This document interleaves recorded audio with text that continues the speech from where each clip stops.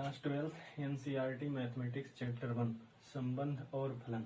संबंध और फलन पढ़ने से पहले मैं आपको रिकमेंड करूंगा कि आप क्लास 11 का दो चैप्टर, पहला चैप्टर और दूसरा चैप्टर एक बार फिर से रिवाइज कर लें, उसके बाद संबंध और फलन पढ़ें।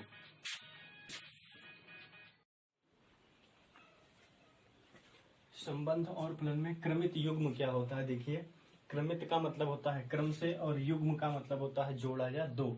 तो यहाँ पे देखेंगे क्रमित युग्म का मतलब हुआ दो संख्याओं या अक्षरों को जिनको लिखने का एक निश्चित क्रम हो, क्या कहा जाता है?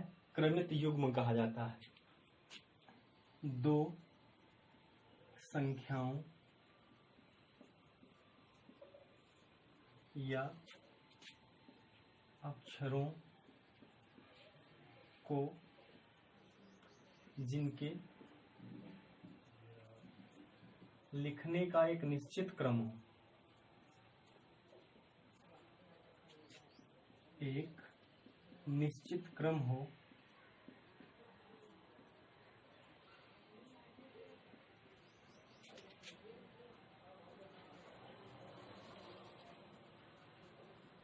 क्रमित युग्म कहते हैं।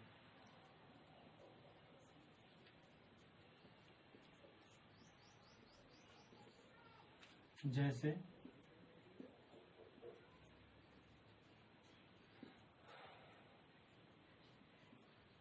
ए कामा बी एक क्रमित युग्म है और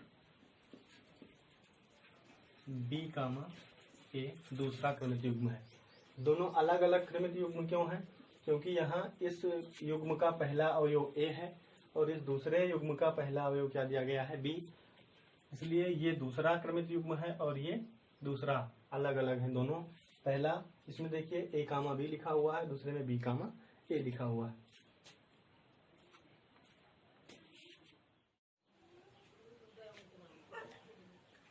समुच्चयों का कार्तीय गुणन, कार्टेशियन प्रोडक्ट ऑफ सेट्स।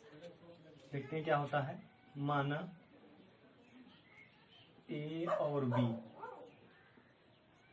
माना ए और बी दो आरिक्त समुच्चय हैं,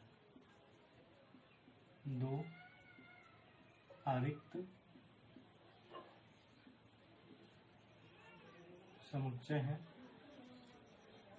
तब ए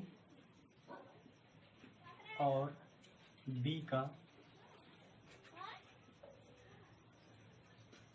कार्तीय गुणन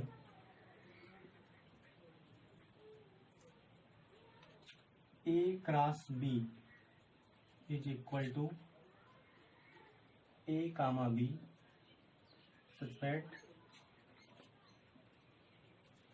A belongs to capital A and B belongs to capital B।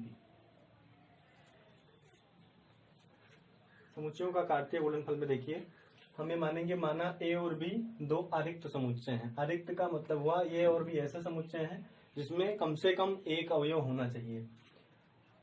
तब ए और बी का कार्तीय गुणनफल क्या होगा? देखिए, A cross B equal to A B, जहां ए पहले सेट से और बी दूसरे सेट से बिलोंग करेगा।